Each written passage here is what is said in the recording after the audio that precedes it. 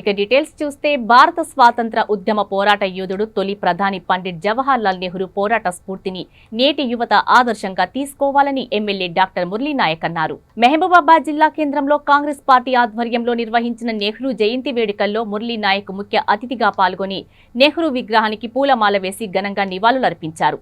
MLA మాట్లాడుతూ Nehru jail జీవితం గడిపిన రోజులలో ఆయన రాసిన లేఖలతో తన కూతురు ఇందిరాగాంధీ దేశానికి ప్రధానిగా ఎదిగారని కొనియాడారు. దేశానికి ఆయన చేసిన సేవలను గుర్తు చేసుకున్నారు.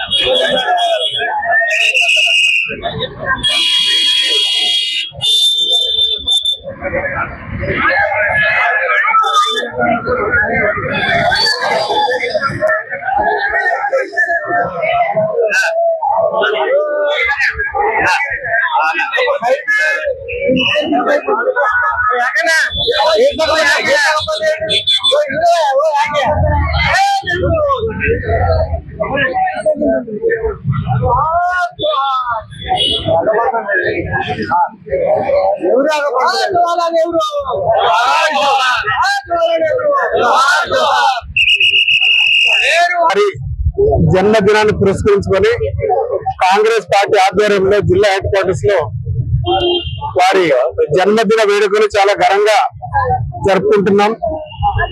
ముఖ్యంగా బడుగు బలహీన వర్గాలకు జవహర్లాల్ నెహ్రూ గారు చేసింది ఎంతో ఉంది. స్వతంత్రం రాకముందు వారు గాంధీ గారితో కలిసి అనేక ఉద్యమాలలో పాల్గొని బ్రిటిష్ వాళ్ళ దాటికి బలై ఎన్నో సంవత్సరాలు జైల్లో గడిపిన ఇదంతా మనం చూసాం.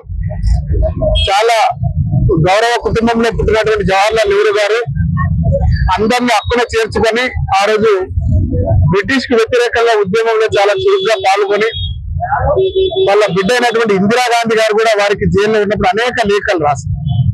ప్రజల మనస్సులు, వాళ్ళ బాధలు, కష్ట సుఖాలన్నీ ఆ లెటర్లో పొందుపరిచిన అంశాన్ని మనం చూసాం.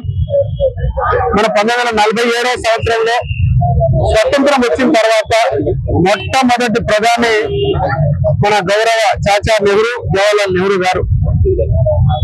వారు ముఖ్యమంత్రి అయిన తర్వాత, ప్రధానమంత్రి అయిన తర్వాత భారతదేశాన్ని ఒక గాడిలో పెట్టి బ్రిటిష్ రాజులు దోచుకుపోయినటువంటి ధనాన్నంతా ఎక్కడైతే దోచుకున్నారో ఇప్పుడున్నటువంటి దేశాన్ని మనం నడపాలని చెప్పేసి అనేక ఆయకట్టలు, డ్యాములు కట్టేసి ఒక ప్రజలకు ఆహారం సరిపోయే విధంగా మన వ్యవసాయంలో ఒక విప్లవాత్మకమైన మార్పులు తీసుకొచ్చి అందరి పేదింటి కడుపు నిండే విధంగా ఆ రోజు వాళ్ళు తీసుకున్నటువంటి సంస్కరణలే ఈ రోజు మనకు గ్రీన్ రెవల్యూషన్ వచ్చి భారతదేశం అంతటా ప్రజలందరూ సుభిక్షంగా 2 పూటలా భుజించి వారి గొప్ప మనసులు ఇప్పుడు మనం అందరం చాటి చెప్తున్నాం. అదే విధంగా చాచా నెహ్రూ గారికి పిల్లలంటే అమిత ఇష్టం. అందుకే ఈ రోజు పిల్లల దినోత్సవంగా మనం అందరం స్కూల్, పాఠశాలలో, బళ్లలో పిల్లలకు అందరికీ శుభాకాంక్షలు తెలియజేస్తూ ఇప్పుడు కాంగ్రెస్ ప్రభుత్వం ప్రజలకు అందుబాటులో విధంగా అనేక సంస్కరణలు, చర్యలు తీసుకుంటూ 6 గ్యారంటీలను అమలుపరిచే విధంగా అన్ని సంక్షేమ పథకాలు పేదోడికి, ప్రతి ఒక్క కార్యకర్తకు సంక్షేమ పథకాలు లబ్ధి చేకూర్చే విధంగా కాంగ్రెస్ ప్రభుత్వం చర్యలు తీసుకుంటుందని చెప్పేసి మరొక్క మారు మన మహబూబాబాద్ నియోజకవర్గం జిల్లా తరఫున పిల్లలందరికీ బాలల దినోత్సవ శుభాకాంక్షలు తెలియజేస్తూ ముగిస్తున్నాం. Thank you.